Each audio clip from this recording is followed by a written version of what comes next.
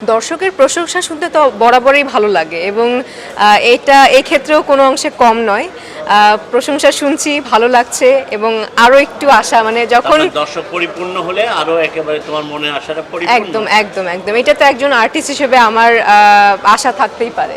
আমি প্রত্যেকটা সিনেমা আসলে করি দর্শকদের জন্য, এবং দর্শকের একটা হাউসফুল যে ব্যাপারটা, এইটার জন্যই আসলে সিনেমাটা করা হয়। এবং প্রত্যেকটা সিনেমা আসলে খুব ধরে ধরে করি, আমি খুব মন দিয়ে করি। সো গৌরই একরকম সিনেমা, শান একরকম সিনেমা, হৃদিতাও আর একরকম সিনেমা। তো বিভিন্ন রকমের সিনেমা আমি করছি।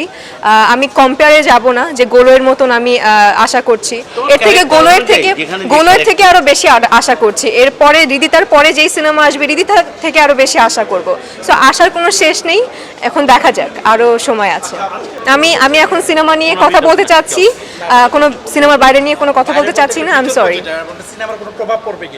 আমি তো এখন পজিটিভ সাড়া পাচ্ছি, মাত্র তো শুরু হলো। হ্যাঁ, মাত্র শুরু হলো। আমি এটা নিয়ে কোনো কিছুই বলতে চাচ্ছি না, এখন হৃদিতা নিয়ে আছি, হৃদিতা নিয়েই কথা বলতে চাই। Thank you. ভিসা তো পেতেই পারি, যেহেতু আমি একজন আর্টিস্ট, কিংবা ভিসার জন্য অ্যাপ্লাই করেছি, সব কিছু ঠিকঠাক, ভিসা তো পেতেই পারি। এখন আমি আমার কোনো কাজেও যেতে পারি, আমি একটা ট্যুরেও যেতে পারি। এটা মানে টোটালি আমার উপর ডিপেন্ড করছে। আপনাদের প্রতি যথেষ্ট রেসপেক্ট আমার আছে, আপনারা সাংবাদিক ভাই, আপনাদের জন্য আসলে এখানে আমি। তারপরেও খুবই শ্রদ্ধার সাথে আমি বলতে চাচ্ছি, যেহেতু আমি এখন একটা সিনেমার প্রমোশনে এসেছি, আমি এর বাইরে কোনো কথা বলতে চাচ্ছি না। এর বাইরে আমি কোনো কথা বলতে গেলে আমি আসলে বিব্রতিকর পরিস্থিতিতে পড়ে যাব, তো সেটা আসলে চাই না।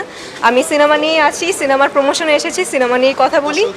আর দর্শকের উদ্দেশ্যে একটা কথাই বলবো, এই বছর পরপর আমার অনেকগুলো সিনেমা রিলিজ পেয়েছে এবং পাচ্ছে। আপনাদের সাপোর্ট আমি শুরু থেকেই পেয়ে গেছি এবং এখনও পাচ্ছি। তো আমি এইটা নিয়ে খুবই ব্লেসড, খুবই খুশি, আমি খুবই হ্যাপি। আশা করছি আমার পরবর্তী যেই সিনেমা আসবে, যেই কাজে আসবে, আপনারা খুবই সুন্দরভাবে অ্যাকসেপ্ট করবেন এবং হৃদিতা সবাই সিনেমা হলে দেখতে আসুন। আশা করছি ভালো লাগবে। দর্শক এই সিনেমাটা দেখতে আসবে, কারণ এখন আসলে দর্শকের রুচির অনেক চেঞ্জ হয়েছে, রুচির অনেক পরিবর্তন এসেছে। দর্শক আসলে ভালো গল্প চায়, তারা গল্প চায় ভালো। তো এখন যেহেতু হৃদিতা যারা উপন্যাসটি পড়েছে, তারা মানে নিঃসন্দেহে বলতে পারবে যে হৃদিতার গল্পটা আসলে খুব ভালো। এবং আনিসুল হক স্যার যেখানে আছেন, ইস্পাহানি আরিফ জাহান আছেন, সবাই আছেন।